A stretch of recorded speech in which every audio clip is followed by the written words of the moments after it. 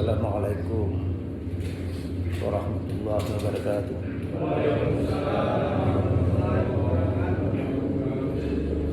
Alhamdulillah, alhamdulillah rabbil alamin. Wassalatu wassalamu ala asyrofil mursalin sayyidina Muhammadin abduhu wa rasuluh. Asyhadu an la ilaha illallah wa asyhadu anna Muhammadan abduhu wa rasuluh. Hadirin sidang jemaah subuh yang insyaallah dirahmati oleh Allah Subhanahu wa taala. Marilah kita bersyukur, puji syukur kehadirat Allah Subhanahu wa taala atas rahmat karunia-Nya pada malam subuh hari ini kita sampai kepada hari yang ke-13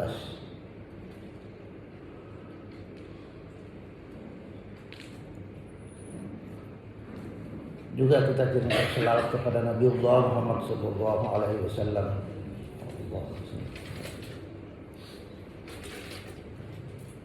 Hadirin, ada orang yang berkata bahwa tidak terasa puasa ini sudah 13.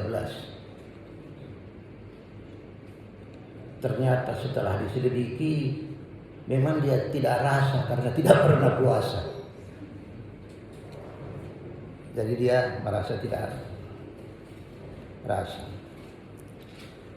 Dan saya selama ini seingat-ingat saya kalau mendapat jadwal kultum subuh selalu di angka 13.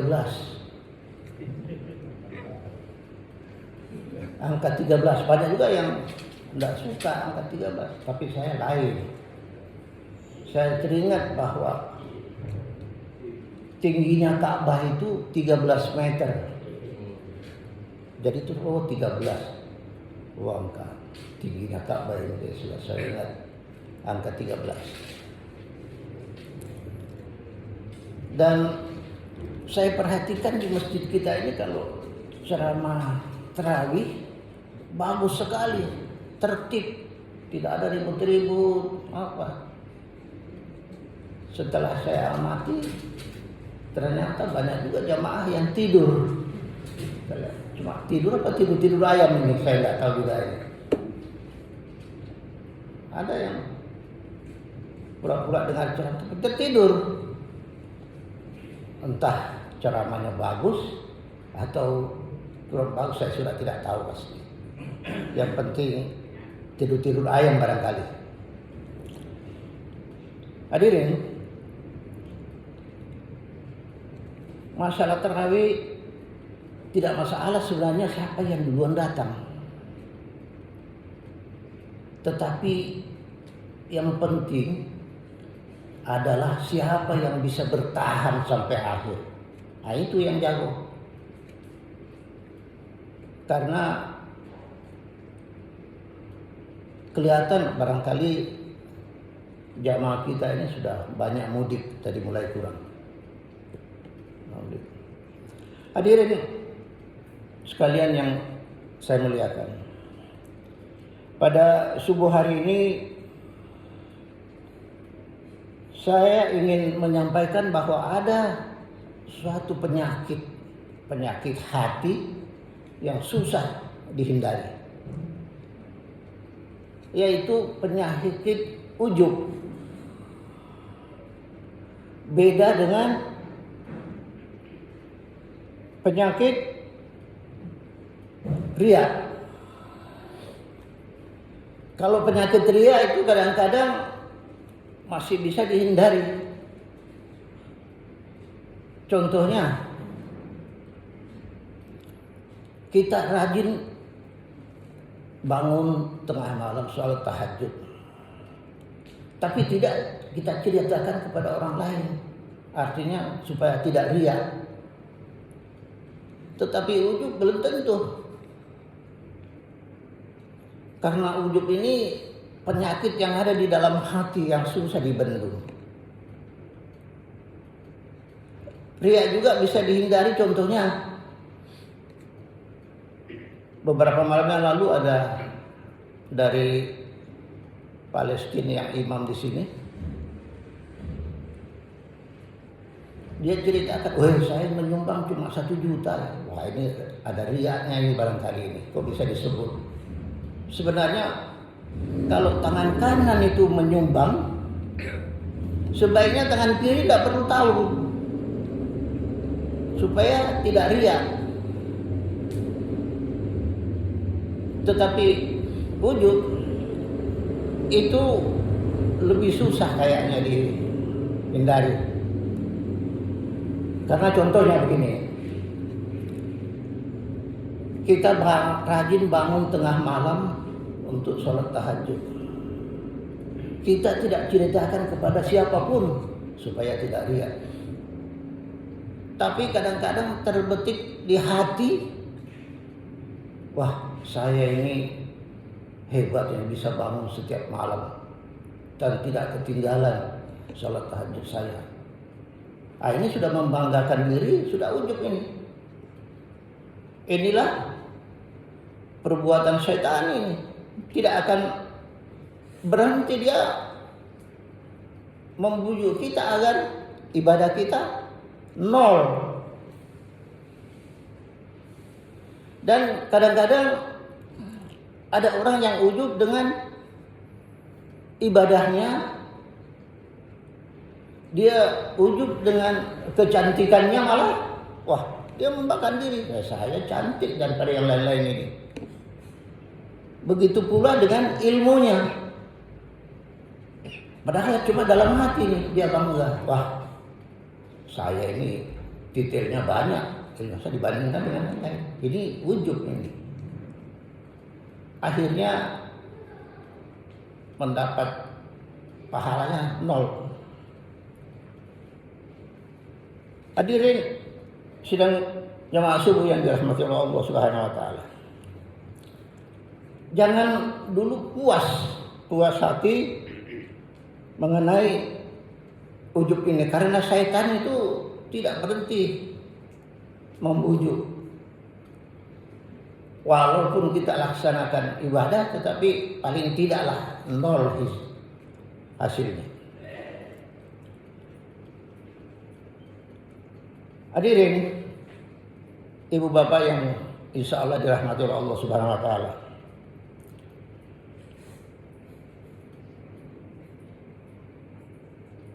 Ini wujud karena merasa hebat diri, walaupun sebenarnya tidak disampaikan, tidak diucapkan, tetapi ada dalam hati.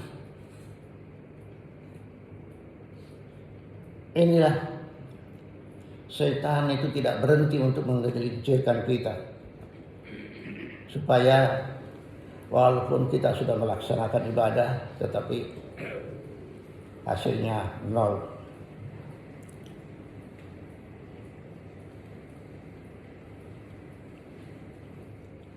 Ujub ini adalah perasaan kagum atas diri sendiri,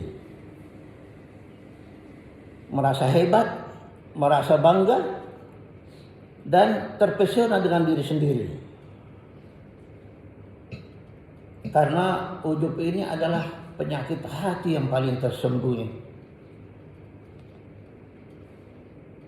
Kemudian dengan perasaan kagum atas dirinya sendiri, dia tidak menyadari bahwa sebenarnya apa yang kita dapat, ilmu yang kita dapat, kecantikan yang, kemudian harta yang kita dapat, semua itulah dari Allah Subhanahu wa taala. Makanya ada apa-apa kita sandarkan kepada Allah Subhanahu wa taala. Nah, bagaimana menghindari wujud ini? Yang pertama, segeralah selalu istighfar apabila ingin timbul dalam hati hal-hal yang seperti ini. Yang kedua, menganggap bahwa semua apa yang kita dapat itu adalah dari Allah Subhanahu wa taala. Yang ketiga,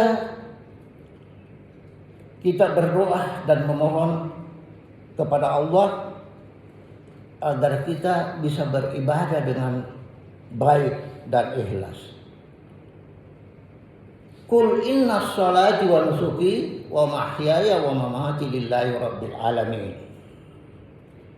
Katakanlah, hai Muhammad, bahwa sesungguhnya salatku, ibadahku, hidupku, matiku hanya karena Allah Subhanahu wa taala, Tuhan yang penuh alam semesta ini. Hadirin yang kami hormati, apabila terbenak di hati lagi ingin timbul itu, selalulah ingat istighfar kepada Allah Subhanahu agar kita bisa terhindar dari penyakit uduk ini. Hadirin, terakhir saya cerita, itu di zaman Rasulullah SAW ada seorang jamaah rajin sekali datang beribadah di masjid, rajin sekali. Boleh dikata dia yang buka masjid, dia yang datang pertama. Begitu selesai salat, imam assalamualaikum, assalamualaikum, langsung berdiri, tinggalkan. Barangkali ibu bapak pernah dengar namanya, ceritanya ini namanya adalah Sa'labah. Ini Rasulullah amati, kenapa Sa'labah begini? Begitu selesai sholat langsung berdiri, pulang. Suatu ketika Rasulullah panggil, wahai Sa'labah, sini. Ya Rasulullah, ada apa? Saya perhatikan Anda itu begitu selesai sholat langsung berdiri pergi. Jawaban Sa'labah, ya Rasulullah, saya ini orang miskin, punya sarung ini cuma satu-satunya. Jadi kalau saya sudah sholat, harus saya segera pulang ke rumah untuk istri saya pakai sholat lagi. Kemudian dia bermohon, ya Rasulullah, bolehkah doakan saya agar saya tidak miskin lagi? Nah, pendek cerita, Rasulullah menghadiahi dia kambing satu pasang. Maka peliharalah kambing Sa'labah. Bapak ibu tahu, kambing itu adalah binatang yang paling susah diurus. Apabila diikat, ditarik, dia bertahan, tidak mau pergi. Begitu kita di belakangnya, dia bawa lari kita. Kambing itu susah diurus. Lama-lama kambingnya Sa'labah beranak pinak, jadi banyak. Akhirnya selalu terlambat datang sholat, terutama maghrib ini. Ini Sa'labah sudah terlambat ini. Ada datang tapi masbuk di belakang. Lama-lama, wah sudah tidak datang lagi. Inilah cobaan itu bukan dari kemiskinan, tapi harta juga bisa menjadi cobaan. Akhirnya Sa'labah sudah tidak muncul-muncul. Kemudian Rasulullah suruh salah seorang teman, kamu ke sana Sa'labah, sampaikan bahwa itu kambingnya sudah banyak, sudah cukup haulnya, nisabnya, tolong kasih keluar zakatnya. Pertama Sa'labah ya masih keluar zakatnya, tapi dia pilih kambing yang paling kurus. Ini lama-lama sudah merasa hebat, wah sudah tidak keluarkan zakatnya lagi. Hadirin ibu bapak yang kami muliakan, inilah barangkali yang kami bisa sampaikan pada hari ini. Subhanakallah wa bihamdi, asyhadu an la ilaha illallah, anta astaghfiruka wa atubu ilaik. Wassalamualaikum warahmatullahi wabarakatuh. Ya.